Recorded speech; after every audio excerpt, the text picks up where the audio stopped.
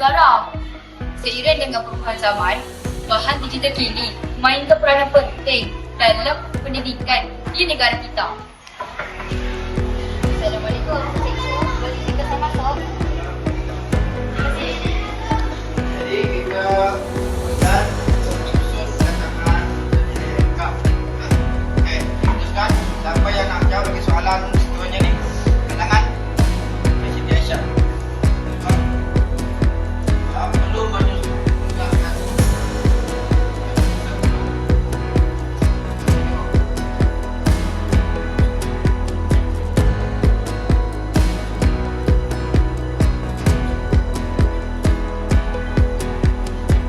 Okey, betul.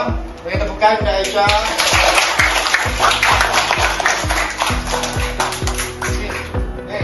Assalamualaikum warahmatullahi wabarakatuh.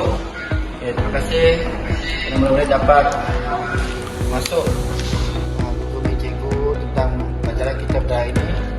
Kita akan Berikut adalah antara kaedah utama yang digunakan dalam pembelajaran dalam talian seperti pembelajaran berasaskan video menggunakan platform seperti YouTube dan Google Meet. Juga tidak lupa seperti pembincangan dalam talian menggunakan platform seperti WhatsApp dan Telegram. Penggunaan bahan digital menggunakan platform seperti PDF dan PowerPoint juga sering digunakan. Cikgu, boleh saya tanya? boleh bagi soalannya. Cikgu, apakah penyedia bilangan bagi buku? Penyedia bagi buku ialah sebuah salah satu buku. Kalau beberapa buku, banyak buku, kita panggil beberapa buah buku. Baik, cikgu. Kalau buah ni boleh digunakan untuk rumah dan kereta. Okey, itu saja. Baik, cikgu. Faham Tengku? Boleh, terima kasih cikgu. Ya, sama-sama.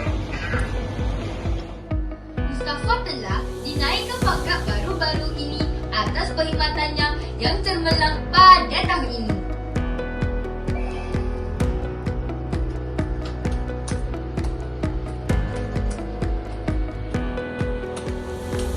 Yes! Dah siap pun! Nak buat apa nak baca buku lah.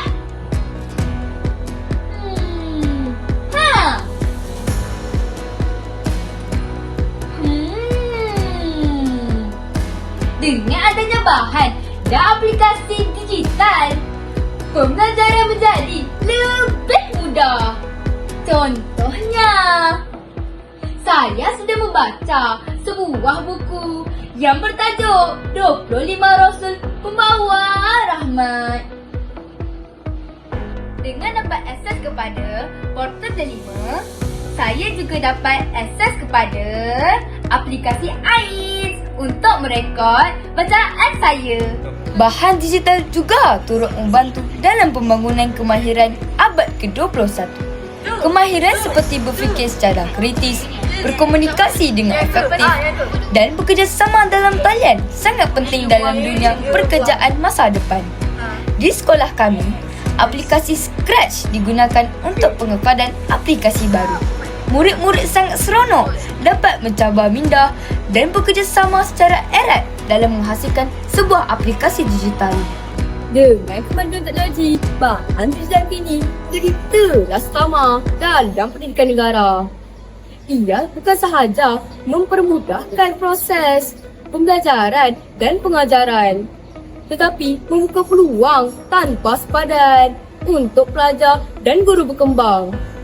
Bahan digital membuka asas pendidikan negara. Sekian, terima kasih.